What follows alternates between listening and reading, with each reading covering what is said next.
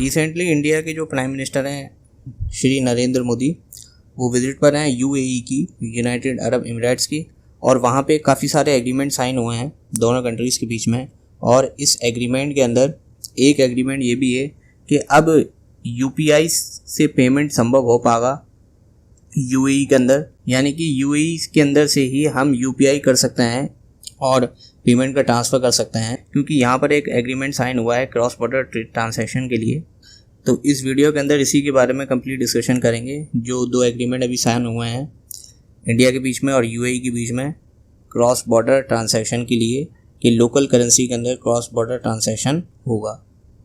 तो आरबीआई ने और सेंट्रल बैंक ऑफ यूएई की सेंट्रल बैंक है, इन दोनों बैंकों ने दो एग्रीमेंट साइन करे हैं आबू धाबी के अंदर, क्योंकि हमारे जो प्राइम मिनिस्टर हैं वहाँ की विजिट पर हैं, कि अब लोकल करेंसी में यहाँ पर ट्रेड हो पाएगा। यानी कि इंडिया से अगर कोई सामान यूएई जाएगा और यूएई से कोई सामान अगर इंडिया में आएगा, तो यहाँ पर जो ट्रांसैक्शन है, जो लेन देन है, वो लोकल करेंसी के अंदर हो सकता है। यानी कि वो रुपये के अंदर भी हो सकता है और वो दिरहम के अंदर भी हो सकता है, क्योंकि दिरहम जो है वो करेंसी है यूएई की।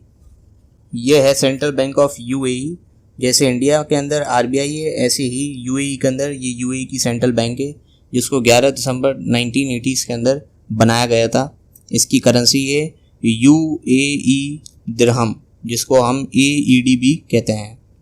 देखिए, पहले जो ट्रेड होता था यूएई के बीच में और इंडिया के बीच में, वो डॉलर बेस्ड ट्रेड था, लेकिन अब जो है वो लोकल करेंसी यहाँ पे प्रमोट करी जा रही है ट्रेड के अंदर। तो यहाँ पर जो डॉलर की डिपेंडेंसी है दोनों कंट्रीज़ के ऊपर, वो कम होगी। यानी कि दोनों कंट्रीज़ जो हैं वो डॉलर पे डिपेंड नहीं होंगी। और ये यहाँ पर एक मूव है इंटरनेशनलाइज करने के लिए रुपये को, क्योंकि इंडिया जो है वो इंटरनेशनलाइज कर रहा है इंडियन रुपये को, और इसका सीधा सीधा रिजल्ट है कि जो यूएस के डॉलर पे जो डिपेंडेंसी है कंट्रीज़ की, वो कम हो। और यहाँ पे इस एग्रीमेंट में कहा गया है कि जो पेमेंट सिस्टम्स हैं दोनों कंट्रीज़ के बीच में, जैसे कि यूपीआई है, यूनाइटेड पेमेंट इंटरफेस, इन सभी को लिंक करा जाए, जिससे जो ट्रांसैक्शन है, जो लेन देन है, उसमें आसानी हो, उसमें ईजनेस आए। और इस एग्रीमेंट में कहा गया है कि एक लोकल करेंसी सेटलमेंट सिस्टम बनाया जाएगा। इसका मतलब यह है कि ये एक तरह का फंड बनाया जाएगा, या कह सकते हैं तो ये एक ऐसा प्लेस है जहाँ पे करेंसी दोनों कंट्रीज़ की रखी जाएगी, चाहे वो रुपये हो चाहे वो दिरहम हो। तो इस एग्रीमेंट में कहा गया है कि एक लोकल करेंसी सेटलमेंट सिस्टम बनाया जाएगा इंडियन रुपये के लिए और यूनाइटेड अरब एमिरेट्स दिरहम के लिए, जिससे यूज़ करा जाए दोनों करेंसी का करंट अकाउंट के लिए और कैपिटल अकाउंट के लिए। देखिए, करंट अकाउंट और कैपिटल अकाउंट के बारे में हम इकोनॉमी के अंदर पढ़ते हैं। ये बैलेंस ऑफ पेमेंट का पार्ट है, यानी कि बैलेंस ऑफ पेमेंट के अंदर करंट अकाउंट आता है और कैपिटल अकाउंट आता है। करंट अकाउंट का मतलब है जो चीज़ें करंट से रिलेटेड हैं, यानी कि इंपोर्ट और एक्सपोर्ट में जो लेन देन हो रहा है, ये सारी चीज़ें करंट अकाउंट में आती हैं। गुड्स का एक्सपोर्ट, गुड्स का इंपोर्ट, सर्विसेज का इंपोर्ट, सर्विसेज का एक्सपोर्ट, कोई यूनिलेटरल ट्रांसफ़र है, या किसी को इनकम देनी है, किसी को सैलरी देनी है यूएई से इंडिया में या इंडिया से यूएई में, तो ये सारे करंट अकाउंट में आते हैं। और कैपिटल अकाउंट के अंदर बोरोइंग आती है, लेंडिंग आती है, कि यूएई जो है वो कुछ लोन ले रहा है इंडिया से, तो ये कैपिटल अकाउंट में आएगी, या कोई इन्वेस्टमेंट जा रही है इंडिया से यूएई में, तो ये कैपिटल अकाउंट में आता है। तो यहाँ पर जो लोकल करेंसी का यूज़ होगा वो कैपिटल अकाउंट के लिए भी होगा और करंट अकाउंट के लिए होगा, जैसा कि इस एग्रीमेंट में कहा गया है। और करंट अकाउंट और कैपिटल अकाउंट दोनों मिला के बनता है बैलेंस ऑफ पेमेंट। और जब लोकल करेंसी यहाँ प्रमोट करी जाएगी तो फॉरेन एक्सचेंज मार्केट यहाँ पे डेवलप होगी, और ये फॉरेन एक्सचेंज मार्केट इंडियन रुपये की होगी और यूनाइटेड अरब एमिरेट्स दिरहम की होगी, जिससे दोनों कंट्रीज़ के बीच में इन्वेस्टमेंट बढ़ेगी और जो रेमिटेंस है वो भी आसानी से उसका फ़्लो यहाँ पे पॉसिबल हो पाएगा। देखिए, रेमिटेंस का मतलब क्या होता है? रेमिटेंस को आसानी से समझते हैं कि सपोज़ करिए ये एक पर्सन है जो इंडिया का रहने वाला है, ये काम करने के लिए यूएई चला गया। अब ये यूएई से मनी का ट्रांसफ़र कर रहा है या कोई गुड्स का ट्रांसफ़र कर रहा है इंडिया के अंदर, तो ये मनी के ट्रांसफ़र करने को, गुड्स के ट्रांसफ़र करने को यहाँ पर बोला जाएगा रेमिटेंस। इसका मतलब ये है कि जो मनी है वो माइग्रेंट्स के द्वारा भेजी जा रही है अपनी ओरिजिन कंट्रीज़ में, क्योंकि ये रहने वाला कहाँ का है? इंडिया का। इसी चीज़ को बोलते हैं रेमिटेंस।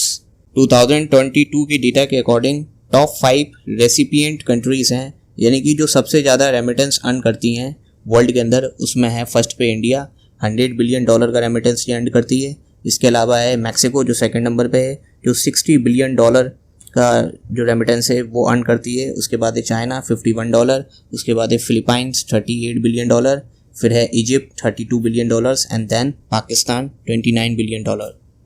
और जब एक कंट्री दूसरे कंट्री से लेन देन करती है डॉलर के अंदर तो यहाँ पर जो ट्रांसैक्शन कॉस्ट है वो काफ़ी ज़्यादा होती है, लेकिन जब ट्रांसैक्शन के अंदर लोकल करेंसी का यहाँ पे इस्तेमाल होगा तो जो ट्रांसैक्शन जो कॉस्ट है वो ऑप्टिमाइज होगी, वो कम आएगी, और जो सेटलमेंट टाइम है लेन देन का वो भी यहाँ पर ऑप्टिमाइज होगा, वो भी यहाँ पर कम होगा।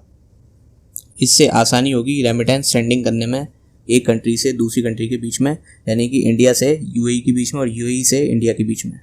और यहाँ पर दोनों कंट्रीज़ की सेंट्रल बैंक ने डिसाइड करा है, आरबीआई ने और यूएई की सेंट्रल बैंक ने, कि वो दोनों अपने जो पेमेंट सिस्टम है उसको लिंक कर देंगे। इंडिया के पेमेंट सिस्टम का नाम है यूपीआई और यूएई के पेमेंट सिस्टम का नाम है फास्ट पेमेंट सिस्टम्स। तो दोनों जो हैं वो अपने पेमेंट सिस्टम को लिंक कर देंगी, दोनों अपने जो डेबिट कार्ड्स हैं उसको लिंक कर देंगी।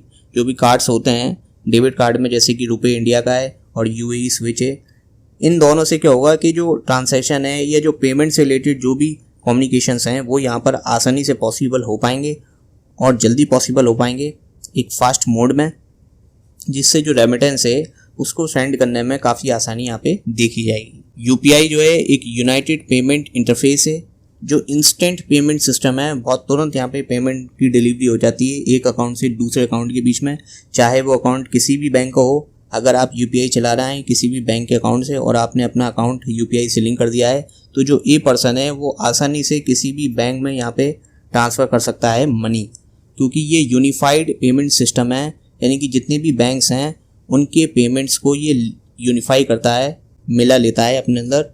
और जो इंटर बैंक यहाँ पे ट्रांसैक्शन है एक बैंक से दूसरी बैंक में, वो यहाँ पे आसानी से पॉसिबल हो पाता है। इसीलिए जो मनी का ट्रांसफ़र है वो यहाँ पे काफ़ी फास्ट होता है, काफ़ी कन्वीनियंट होता है, और ये जो मेथड है वो कॉस्ट इफ़ेक्टिव भी होता है ट्रांसफ़र करने के लिए मनी। देखिए यूपीआई के ऊपर एक क्वेश्चन पूछा गया था यूपीएससी सिविल सर्विसेज एग्ज़ाम में। यहाँ पर क्वेश्चन था कि most likely consequence of implementing of UPI, कि यूपीआई को लागू करने का सबसे अहम कॉन्सिक्वेंसेस क्या हुआ है।